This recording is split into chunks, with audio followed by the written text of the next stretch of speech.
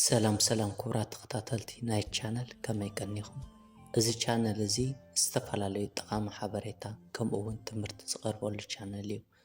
ኣብዚ ቻነል ኣቐዲምኩም ሳብስክራይብ ዝገበርኩም ቴንኪው የቐኒየለይ ካብ ልቢ እንዳመስገንኩ ንቻነል ሓድሽቲ ዝኾንኩም ድማ ሳብስክራይብ ከምኡውን ኣብዚ ቻነል እዚ ዘቕርቦም ሓሳባትን ዝሰርሖም ቪድዮታትን ናብ ካልኦት በቐሊሉ ምእንቲ ክበፅሑ ሼር ላይክን ብምግባር ከተተባብዑንን ክትሕግዙንን ኣምሕፀን እምበኣርከስ ክቡራት ተኸታተልተይ ንሎሚ ድማ ሓደ ኣዝዩ ጠቃምን ኣገዳስን ዝኾነ ትምህርቲ እየ ሒዘልኩም መፅየ ዘለኹ። እቲ ንሎማዓንቲ ሒዘልኩም ዝመፃኹውን ከካፍለኩም ዝሓሰብኩም ትምህርቲ ኣብ መንፈሳዊ ትምህርቲ ኮነ ከምኡውን ኣብ ካልእ ዝተፈላለዩ ዓውደ ትምህርቲ ብበዝሒ እንሰምዖን እነዳምፆን ቃል እዩ። እዚ ቃል እዚ ድማ እምነት ዝብል እዩ። እምነት ከም ትፈትውዎ ብዙሕ ቁም ነገርን ትምህርትን ከም ትረኽብሉ ከምኡውን ብዙሕ ፍልጠት ከም ትጭብጥሉ እርግፀኛ እየ። ካባኹም ዝድለን ትፅቢት ዝግበርን ክሳብ መወዳእታ ሓቢርኩም ንምፅናሕን ብፅሞና ምክትታልን እዩ። እምበኣርክስ ክቡራት ተኸታተልተይ ቅድሚ ናብ ዝርዝር ጉዳይ ምእታወይ ኣብዚ ክለዓሉ ዝግብኦም ክልተ ኣዝዮም ወሰንትን ኣገደስትን ሕቶታት ኣለዉ። ንሳቶም እውን እቲ ናይ መጀመርያ እምነት እንታይ ማለት እዩ ዝብል ክኸውን እንከሎ እቲ ካልኣይ ሕቶ ድማ ኣብ ሓደ ነገር ማለት እውን ኣብ ባዕልና ኣብ ገዛ ርእስና ኣብ ኣምላኽ ከምኡውን ኣብ ዝተፈላለዩ ነገራት ዘለና እምነት ብኸመይ ነዕብዮን ነማዕብሎን ዝብሉ ነገራት ሓቢርና ክንርኢ ኢና። እቲ ናይ መጀመርያ ሕቶ እምነት እንታይ ማለት እዩ ዝብል እዩ።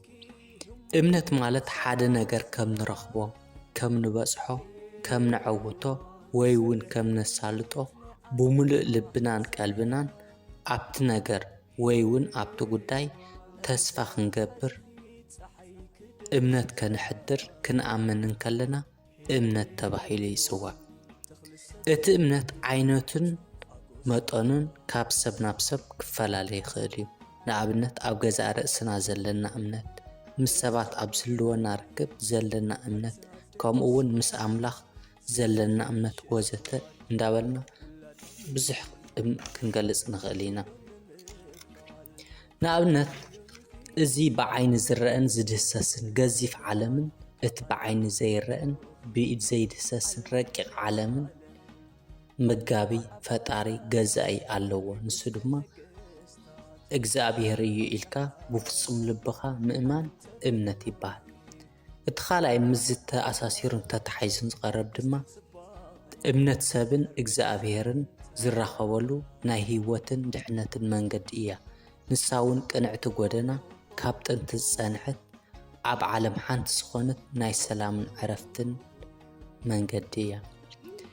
እምነት ሓሳባት ደጋጊምካ ንዓርስኻ ብምዝራብ ወይ ድማ ተደጋጋሚ ዝኾኑ ትእዛዛት ናብ ሕቡእ ሕልናና ብምልኣኽን ብምትሕልላፍን ዝመፅእ ወይ እውን ዝፍጠር ናይ ኣእምሮ ስእሊ እዩ።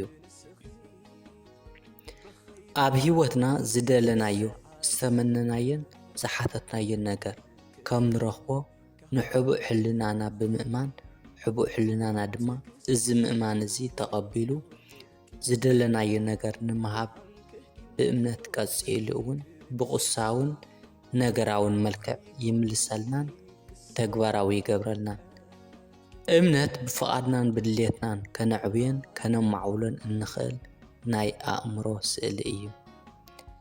ሓደ ካብቲ ኣብ ውሽጥና ዘሎ እምነት ከነዕብየሉን ከነማዕብሎልን እንኽእል ነገር እምበኣር ዝተፈላለዩ ሓሳባትን ትእዛዛትን ወይ እውን ኣብ ህይወትና ብተግባር ተገሊፆም ክንሪኦም እንደልዮምን እንምነዮምን ኩሎም ነገራት ንባዕልኻ ደጋጊምካን መላሊስካን ብምንጋር ናይ እምነት ስምዒትናን ደረጃናን ብፍቓድናን ብድሌትናን ከነዕብየሉን ከነማዕብሎልን እንኽእል መንገዲ እዩ።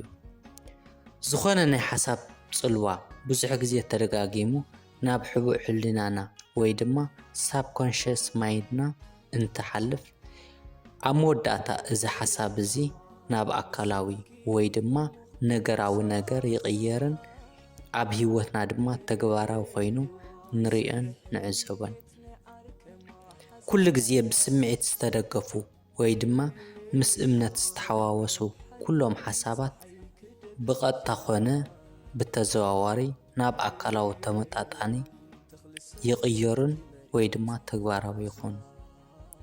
ስምዒትና ናይ ሓሳብና ስእላዊ ክፍሊ ኮይኑ ንሓሳባትና ጉልበት ህይወትን ተግባርን ዝህቡ ዋና ነገራት እዮም። ሕቡእ ሕልናና ልክዕ ብኣወንታዊ ወይ ድማ ሃነፅቲ ሓሳባት ከም ዝገብሮ ከምኡውን ናይ ኣሉታዊ ወይ ከዓ መፍረስቲ ሓሳባት ድፍኢት እውን ናብ ኣካላዊ ወይ ከዓ ነገራዊ መልክዕ ይቕይሮ። እዚ ብዙሓት ሰባት ዝገጥሞም ክፉዕ ዕድል ዝበሃል ዘይተፈልጠ ክስተት እዩ። ምቁፅፃር ዘይክእልዎ ዝኣምንዎ ዘይፍለጥ ሓይሊ ንድኽነት ወይ ድማ ንውድቀት ከም ዝፈጥሮም ዝኣምኑ ብዙሓት ሰባት ኣለዉ። ናይ ባዕሎም ክፉዕ ዕድል ባዕሎም ፈጠርቲ እዮም። ምክንያቱ እዚ ዓይነት ኣልታዊ እምነት ናብ ሕቡእ ሕልናና ተወሲዱ ናብ ኣካላዊ ወይ ከዓ ናብ ነገራዊ መልክዕ ክቕየር ይኽእል እዩ። ብተስፋ ወይ ድማ ብእምነት ናብ ኣካላዊ ወይ ድማ ነገራዊ ገንዘባዊ ክቕየርን ክልወጥን እንደልዮ እንምነዮን ዝኾነ ነገር ለውጡ ብትኽክል ዝካየደሉ ሓሳባትን ትእዛዛትን ናብ ሕቡእ ሕልና ብምልኣኽን ብምትሕልላፍን ናብ ተግባር ክንቅይሮ ንኽእል። እምነት ናይ ሕቡእ ሕልናና ተግባር ንምውሳን መሰረታዊ ነገር እዩ።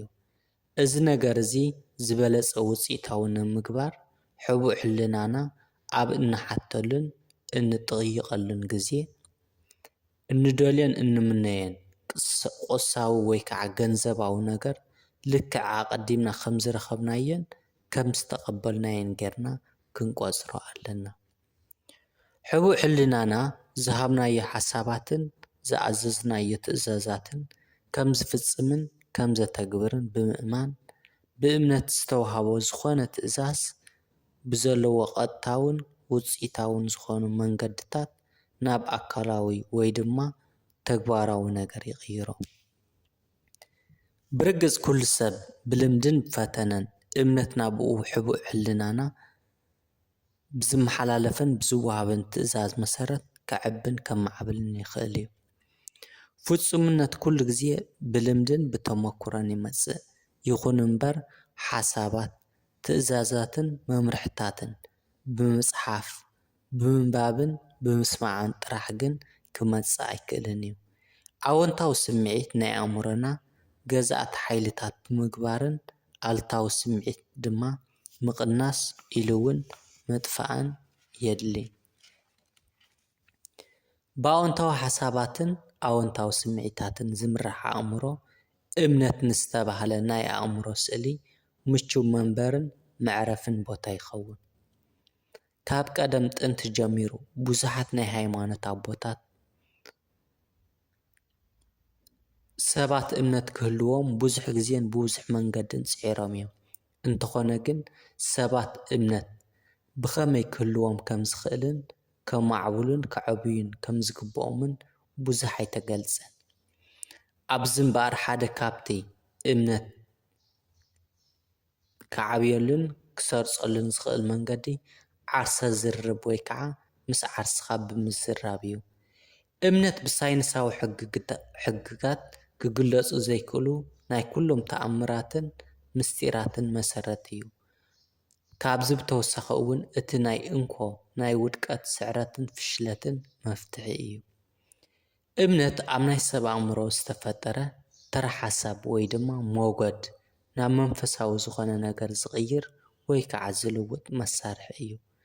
ናይ ግሊ ኣስተያየት ወይ ከዓ ዓርሰ ዝርርብ ሕጊ እውን ከምኡ ንዕኡ ብእንርዳእሉን እንትግብረሉን መጠን ናብ ዓወት፣ ሰላም፣ ዕቤት ወይ ድማ መከራ፣ ውድቀትን ፍሽለትን ቁልቁለት ይመርሐና። እንተኣላዓይልናዮምን ናብ ተግባር እንተለዊጥናዮምን ንምርካቦም ፍጹም ትፅቢት ካብ ዝገበርናሉን ላዕሊ ዘውፅኡና ብተፈጥሮና ኣብ ሓደ ኣካል ውሽጢ ዝኾነ ውህብቶ ተኸዚኑ ይርከብ። ልክዕ ከም ሓደ ፍሉጥ ሙዚቀኛ ካብ ናይ ቫዮሊን ክርታት ብጣዕሚ ቆንጆ ናይ ሙዚቃ ዝፈሱ ከምኡ እውን ኣብ ውሽጥና ዝርከብ ተውህቦ ከነበራብሮን ከነሳኽዖን ናብ ዝደለናዮ ዝኾነ ዕላማን ከም ዝወፅእ ክንገብሮ ንኽእል ኢና። እምበኣር ክቡራት ተኸታተልተይ ንሎማዓንቲ ሒዘልኩም ዝመፀኹ እዚ ክትሰማዕኹሞን ክትከታተልዎ ዝፀናሕኩምን ይመስል ነይሩ። ብዙሕ ቁም ነገር ሓበሬታን ትምህርትን ረኺብኩምሉ ከምኡ እውን ቅድሚ ሕጂ ኣብ እምነት ካብ ዝነበርኩም ርድኢት እውን ተወሳኺ ነገር ጨቢጥኩምሉ ክትኮኑ ተስፋ ይገብር። ክሳብ መወዳእታ ሓቢርኩም ስለ ዝፀናሕኩምን ፅን ኢልኩም ስለ ዝተኸታተልኩምንን ካብ ልቢ እየ ዘመስግን። ንእትህቡና ሃናፂ ሓሳብን ርእቶን ከምኡ እውን ንእትገብሩለይ ሓገዝን ምትብባዕን ካብ ልቢ እንዳመስገንኩ ዘለኩም ሓሳብን ርእቶን ኣብ ኮሜንት ፀሓፉለይ። ኣብ ዝቕፅል መደበይ ካልእ ኣርእስቲ ሒዘልኩም ክመፅእ ክሳብ ሽዑ ግን ደሓን ኩኑ።